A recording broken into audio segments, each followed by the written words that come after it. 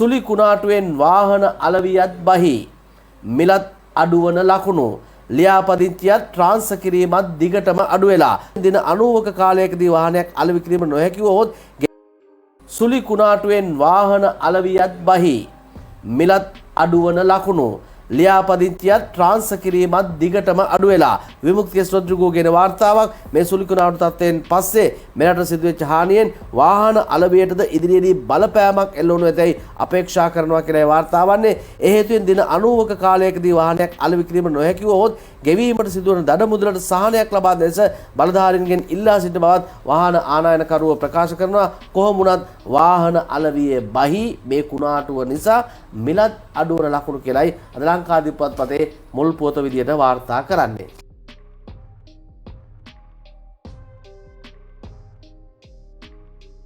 සුලි කුණාටුවෙන් වාහන අලවියත් බහි මිලත් අඩුවන ලකුණු ලියාපදිංචියත් ට්‍රාන්ස්ෆර් කිරීමත් දිගටම අඩු වෙලා විමුක්තිය රොඩ්රිගෝගේ වාර්තාවක් මේ සුලි කුණාටු තත්ත්වයෙන් පස්සේ මෙරට සිදුවෙච්ච හානියෙන් වාහන අලවියටද ඉදිරියේදී බලපෑමක් එල්ල වුණු ඇතැයි අපේක්ෂා කරනවා කියලා වාර්තාවන්නේ ඒ හේතුවෙන් දින 90ක කාලයකදී වාහනයක් අලෙවි කිරීම නොහැකි වුවහොත් ගෙවීමට සිදුවන දඩ මුදලට සහනයක් ලබා දෙන ලෙස බලධාරීන්ගෙන් ඉල්ලා සිටින බවත් වාහන ආනයනකරුවෝ ප්‍රකාශ කරනවා. කොහොම වුණත් වාහන අලවියේ බහි මේ කුණාටුව නිසා මිලත් අඩුවන ලකුණු කියලායි අද ලංකාදීපත් පතේ මුල් පුවත විදියට වාර්තා කරන්නේ. අද අපි මේ වීඩියෝ එකකින් ලක්ෂ 50ට අඩුවෙන් ගන්න පුළුවන් වාහන කතා කරනවා. ලක්ෂ 45ට කාර් එකක් තියෙනවා අලුත් එකක්. ලක්ෂ 44 කාර් එකක් තිබෙනවා. ඒ විතරක් නෙවෙයි ලක්ෂ 85ට 75ට වික්නිච්ච වාහන දැන් ලක්ෂ 60කට විතර ගන්න පුළුවන් ගොඩක් අඩු වෙලා තිබෙන්නේ. ඒ මොනවද කියලාත් අපි කතා කරන්න බලාපොරොත්තු වෙනවා. වීඩියෝ අවසානයේ ක්‍රැඳි සිටින්න. මේ තියෙන්නේ BMW E6 කියන බ්‍රවුන්ස්ලා ගෙන්නන කාර් එක. මේක වෙන්නේ ලක්ෂ 45ක් විතරමයි. ගාන පොඩි වුණාට මාර සැප තියෙන්නේ මේ වාහනේ. ලක්ෂ 85ට 95ට විකිරෙන වාහන වලටත් වඩා නවීන පන්නේ හැම ඔප්ෂන් එකක්ම මේකේ තියෙනවා.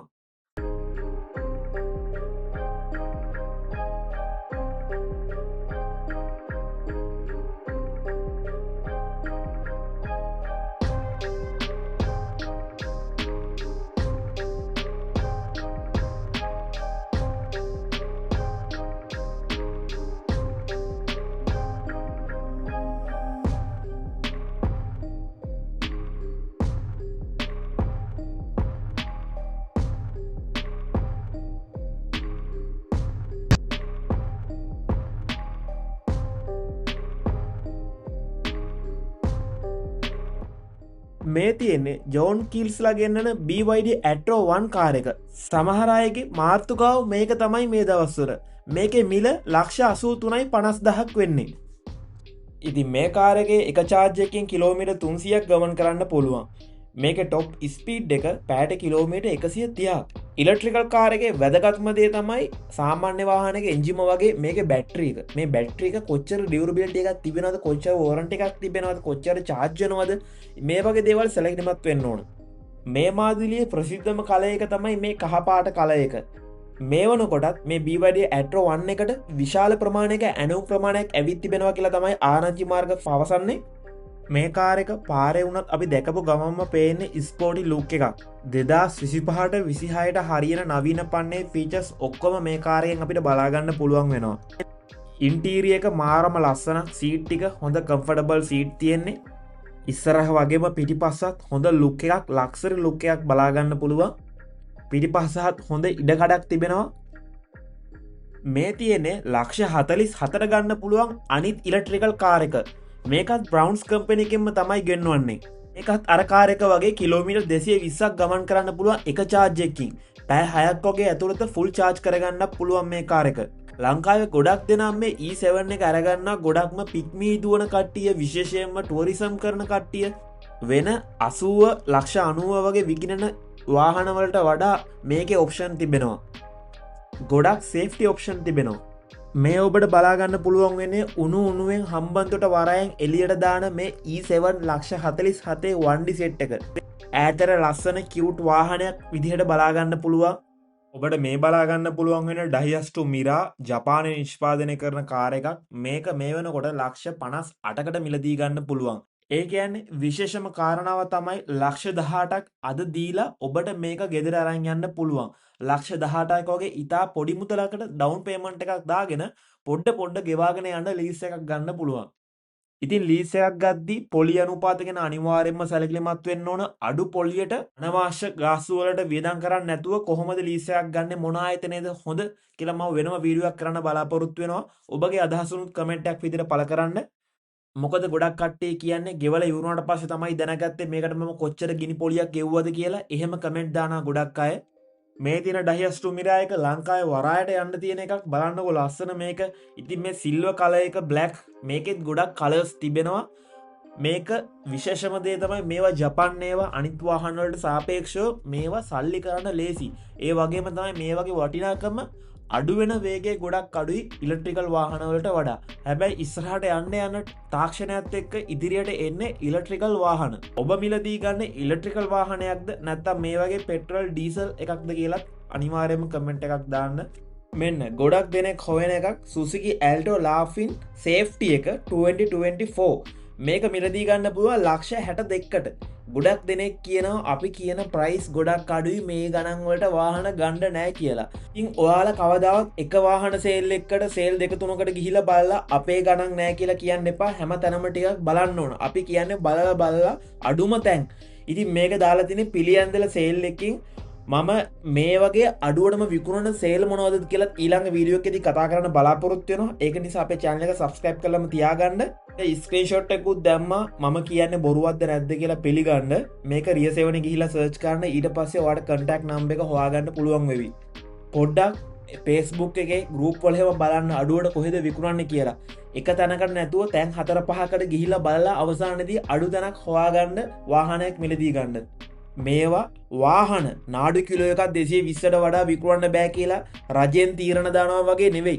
වාහන විකුණන අයට එක එක ගණන් කියන්න පුළුවන්. සමහර මිනිස්සු ගාන අඩු කරන්නවත් කියන්නේ නැතුව කියන ගානට ගන්නවා. ඒක නිසා ඔයා දැනගන්න ඕන අඩුවට හොඳ වාහනයක් හොඳ තැනකින් තෝරගන්න.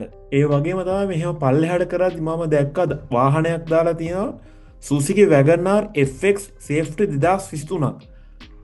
අද දිනේදී තමයි මේක දාලා තියෙන්නේ විකුණන්න. මේක ප්‍රයිස් එක ලක්ෂ 68,50,000ක්. කලින් මේ වගේ වාහන ලක්ෂ 80කට වගේ තමයි විකුණුනේ. දැන් වෙද්දී අපිට හිතා ගන්න බැරි විදියට මිල ගණන් අඩු වෙලා තිබෙනවා. කඩු වලින් තමයි මේක දාලා තියෙන්නේ. 10000ක් මේක ධාවනය කරලා තිනවා. මේ Suzuki Wagon R එක අන්රෙජිස්ටර් වාහනේ ගන්න පුළුවන් ලක්ෂ 68,50,000ක්. සමහර කට්ටිය පර්සනල් ඉම්පෝර්ට් කරලම විකුණනවා. ඉතින් ඒ වගේ කෙනෙක් ළඟට ගියාට පස්සේ හරි සේල් එකකට ගියාට පස්සේ මේ වාහනේ මේ කියන මුදලට අනිවාර්යෙන් කීයක් හරි අඩු කරගන්න පුළුවන්. කතා බහ කරලා අඩු කරගන්න. මොකද සමහර අය කියනවනේ අපි කියන්නේ බොරු මිල ගණන් කියලා. ඉතින් ඒ කියන අයට තමයි මේ නම්බරෙත් එක්කම දැම්මේ බොරු නෙවෙයි. කැමති කෙනෙක් අහලා බලන්න. අනිවාර්යෙන්ම ඔයාලා කතා කරොත් සිලෝන් ටෙස්ලා කියලා YouTube channel එකක් තියෙනවා. ඒකේ වීඩියෝ එකකට වගේ වාහනේ දාලා තිබ්බා කියලා කියන්න. මොකද සමහරට එයා දන්නේ නැතුව ඇති. මේ තියෙන්නේ Suzuki Spezia වර්ගයේ මොටර් රථයක්. ඉතින් මේකත් දැකපු ගමන්ම හුරු බූටි ලුක් එකක් තියෙන පහසුවෙන් 4-5 දෙනෙක්ට ගමන් කරන්න පුළුවන් කාර් එකක්. බඩි වෑන් එකකට වඩා ටිකක් උස අඩු කාර් එකක්. හොඳ ග්‍රවුන්ඩ් ක්ලියරන්ස් එකක් තිබෙන මේ වගේ මෝටර් රථයක් අද වෙද්දී අපිට ලක්ෂ 68කට වගේ ගන්න පුළුවන්. ඉතින් ඇත්තටම මේ වගේ එකක් මේ වගේ මුදලකට ගන්න පුළුවන්ද කියලා කියද්දි සමහර අයට පුදුම වෙයි. මොකද වාහන ආනයනය ආරම්භ කරාට පස්සේ මේ වගේ මෝටර් රථ විකුණේ ලක්ෂ 80-85ට වගේ. අපි හිතපුවත් නැති විදියට මේ වාහන එක පාට ලක්ෂ 10-15 අඩු වෙලා තිබෙනවා. ඉතින් මේකට විශේෂම කාරණාව තමයි මිනිස්සු මේ දවස්වල වාහන මිලදී ගන්නේ නැහැ. පහුගිය නොවැම්බර් අගභාගයේදී ගම් වතුර ආපදාවත් එක්ක ලංකාවේ ගොඩක් මිනිස්සු අන්ත අසරණ වුණා. ඒ වගේ අයට නම් වාහන නෙවෙයි ඊට වඩා ගොඩක් දේවල් තියෙනවා කරන්න. මේ හැම දෙයක් එක්කම මේ ආපදාවත් මේ වාහන ඉල්ලුමට ලොකුවටම බලපෑවා. ඉතින් ගොඩාක් අපි හිතපු නැති විදියට වාහන විකින්නේ නැහැ මේ දවස්වල. ඉතින් සේල් කරුවන්ට ලොකු ප්‍රශ්නයක් තිබෙනවා. දවස් 90ක් ඇතුළත අනිවාර්යයෙන්ම මේ වාහනේ රෙජිස්ටර් කරගන්න ඕනේ. ඒක නිසා අඩුම දවස් 80ක් ඇතුළත මේ වාහනේ විකුණන්න ඕන කාට හරි. එහෙම නැතුනොත් දඩ ගෙවන්න වෙනවා. කවුරුත් දඩ ගෙවන්න කැමති නැති නිසා ලක්ෂයක් ලක්ෂ දෙක තව අඩු කරලා හරි මේ වාහනේ කාට හරි දෙන්න තමයි යන්නේ. මෙන්න නිතරම අපෙන් තවත් අහන වාහනයක් තමයි BYD Atto 2 එක කියලා. මුලින්ම අහන්නේ BYD Atto 2 එකේ මිල කීයද කියලා. මේකේ මිල ලක්ෂ 135යි. ඉතින් BYD Atto 3 එක මීට වඩා ටික මුදලක්නේ වැඩි වෙන්නේ ලක්ෂ 140 ගණන්නේ. ඇයි මේක මීට වඩා තව අඩු වෙන්න ඕන නේද කියලා වගේ කට්ටිය අහනවා. ඉතින් මමත් ඇහුව මේ වැඩ කරන කෙනෙක්ගේ මේ ප්‍රශ්නම එයාලා කිව්වේ BYD ඇටෝ 3 එකට වඩා පොඩි මිලිමීටර් ගානකින් තමයි සයිස් එක පොඩි වෙන්නේ. ඒ වගේම අර රේගුවේ ආපු ප්‍රශ්නෙත් එක්ක තමයි BYD ඇටෝ 3 එක ලංකාවට ගෙනල්ලා විකුණන්න බැරි වෙන්නේ. ඉතින් දැන් මේක එයාලට කිසි ප්‍රශ්න නැතුව දෙන්න පුළුවන්ලු. එක charge එකකින් මේක 410ක් ගමන් කරන්න පුළුවන් කිව්වා. මේක top speed එක පැයට කිලෝමීටර් 160යි.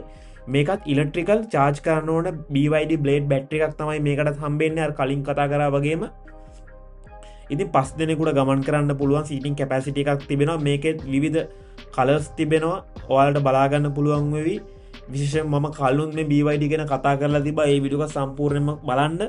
මේ වීඩියෝස් බලන ගොඩක් දෙනෙක්ට අපි දන්නවා එකවරම සල්ලි දීලා කෑෂ් පිට වාහනයක් ගන්න විදිහක් නැහැ. බැංකු ලෝන් එකක් නැත්තම් ලීස් එකක් දානවා. සාමාන්‍ය වැගන්නාර එකක් ලක්ෂ 70ට වගේ ගන්න බලාපොරොත්තු වෙනවා නම් අපිට අතේ ලක්ෂ 35ක් තිබුණා නම් තව ලක්ෂ 35ක් මදිනේ. ඒකට අපි ලීස් එකක් දාලා බලමු කොච්චරක් ගෙවන්න වෙනවද කියලා. මොකද ගොඩක් දෙන අහපු වීඩියෝ එකක් මේක. අපි මේක අවුරුදු 5කට මුලින් දාලා බලමු. ඊට පස්සේ සාමාන්‍ය පොලි අනුපාත 13ක් වගේ දාමු. එතකොට ඔයාලට අවුරුදු 5කට දැම්මොත් මාසෙකට ගෙවන්න වෙනවා 78782ක්. එහෙම නැතුව අපි දාලා බලමු අවුරුදු දෙකකට දැම්මොත් 164613. දැන් මම ඔබට තව උදාහරණයක් පෙන්නන්නම්. මේක අවුරුදු දෙකකට දැම්මොත් නම් ලොකු පොලියක් වැදෙන්නේ නැහැ. දැන් අපි අවුරුදු 5කනේ කලින් දැම්මේ. අවුරුදු 5කට දැම්මොත් 78යි 782ක් ගෙවන්න වෙනවා. මේක මම එකතු කරන 78යි 782 මෙහෙම වාරිකය මේක තව 728 එකතු වෙනවා. මෙහෙම වාරික අපි ගෙවන්න ඕන 60ක්. අවුරුදු 5ක් කියන්නේ මාස 60ක් තියෙනවනේ. එහෙම ගෙව්වට පස්සේ ලක්ෂ 47 ලක්ෂ 26936ක්. හැබැයි අපි මෙතනදී ගත්තේ මුදල තමයි ලක්ෂ 35ක්. අපි දැන් මේක අඩු කරමු. 3535යි ඔන්න අවුරුදු 5ක් පස්සේ මේ වාහනේ ගෙවලා ගියාට පස්සේ අපිට මුළු පොලිය විදියට 12,26,936ක්. මීට අමතරව සහෝදරවරුනි තව රුපියල් 50,000ක් 60,000ක් විතර තව එකතු වෙන්න ඕන මුද්දර ගාස්තු මේක RMB එකේ නම පොත ඔයාටයි මේක දැන් ඔයාගේ නමට තියෙනවා නම් මේක කම්පැනි එකේ නමට ගන්නවා මුද්දර ගාස්තු වගේ සර්විස් charges තව එක charges එකතු වෙනවා. එක කම්පැනිස් වලින් සමහර වෙලාවට මෙතනත් බොහෝ කෙනෙක් එහෙම සෙට් වෙන්න පුළුවන්.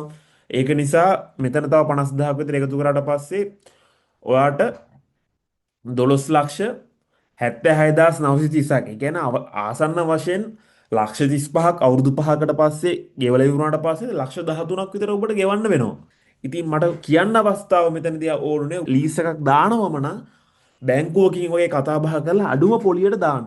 අපි මෙතන ලක්ෂ 113ට බැලුවේ සමහරට 108ක් 110ක් නැත්නම් ස්පීඩ් ඩ්‍රාෆ්ට් එකක් දාගන්න පුළුවන් නම් මේ විදියට බලන්න ස්පීඩ් ඩ්‍රාෆ්ට් එකක් එහෙම දාදී මුද්දර ගාස්තු වගේ දේවල් මේ අමතර ගාස්තු ටිකක් අඩු වෙනවා. හැබැයි ඔබ බිස්නස් එකක් වගේ කරන කෙනෙක්ට අර හැමදාම වාරික වගේ එකම ගාණක් ගෙවන්න වෙනවා ස්පීඩ් ඩ්‍රාෆ්ට් දාලා වැඩක් නැහැ. ඒක පාඩුයි. අර කාලෙන් කාලෙට මාසෙකට ලක්ෂයක් දානවා, එක මාසෙකට 30000ක් දානවා, එක මාසෙකට ලක්ෂ 5ක් දානවා. මෙහෙම දාලා ඉක්මනින් මේක ගෙවාගෙන යන්න ඉවර කරගන්න පුළුවන් කෙනාට ඇත්තටම වටිනවා. අපි ඒකන වෙනම කතා කරලා තිනවා අපේ channel එකට ගිහිල්ලා බලන්න. ඉතින් මේ හැම දෙයක් ගැනම හොඳට හිතලා බලලා ගන්න. වාහනයක් ගද්දි හොඳ සේල් එකකට ගිහිල්ලා ගන්නවා වගේම තමයි ලීසින් කම්පැනි එකක් තෝරගන්නවා නම් ඔබ අනිවාර්යෙන් හොඳට හිතලා බලලා ගන්න. සමහර ලාට ගිනි පොලියට තමයි ඔබට සල්ලි දෙන්නේ. මේ වගේ සමහර ලීසින් කම්පැනි තියෙනවා ලංකාවේ ගොඩක් ඒවා ගිනි පොලියට දීලා ඔවුන්ට උන්ගේ එකම පැතුම තමයි ඔබ මේක ගෙවාගෙන යන්න පුළුවන්ද බැරිද කියන එක නෙවෙයි. ඔබට කොහොම හරි මේක ෂණික දෙනවා. ඔවුන්ගේ පැතුම තමයි මේ වාහනේ උස්සන එක සීස් කරන එක. එතකොට තමයි උන්ට තවත් ලාභයක් ඇති වෙන්නේ. ඉතින් මේවට අහු වෙන්න එපා. අඩු පොලියට හොඳ විශ්වාසවන්ත ආයතනයක් තෝරා ගන්න පුළුවන්. රාජ්‍ය ආයතන ගොඩක් හොඳයි. රාජ්‍ය බැංකුවකින් ලෝන් එකක් ගන්න පුළුවන් නම් තවත් ගොඩක් හොඳයි. මේ දවස්වල ගම් වතුර පීඩාවටත් එක්ක බිස්නස් ලෝන් එහෙම හම්බ වෙනවා. ඔබට පීඩාවක් ඇති වුණා නම් මේ ගම් වතුර තත්ත්වයක් එක්ක ඉතින් 103ක වගේ අඩුමඩු පොලියට ගන්න පුළුවන්. ඒ වගේම තමයි කලින් ඉඳන්ම මෙහෙම ගම් වතුර පීඩා ඇති වෙන්න ඕනේ නැහැ. ඔබ යම්කිසි ව්‍යාපාරයක් වගේ කරන පුද්ගලයෙක් නම් 5%කට 6%කට වගේ අඩු පොලියට ගන්නත් පුළුවන්. මේ හැම දෙයක්ම හොයලා බලලා ගන්න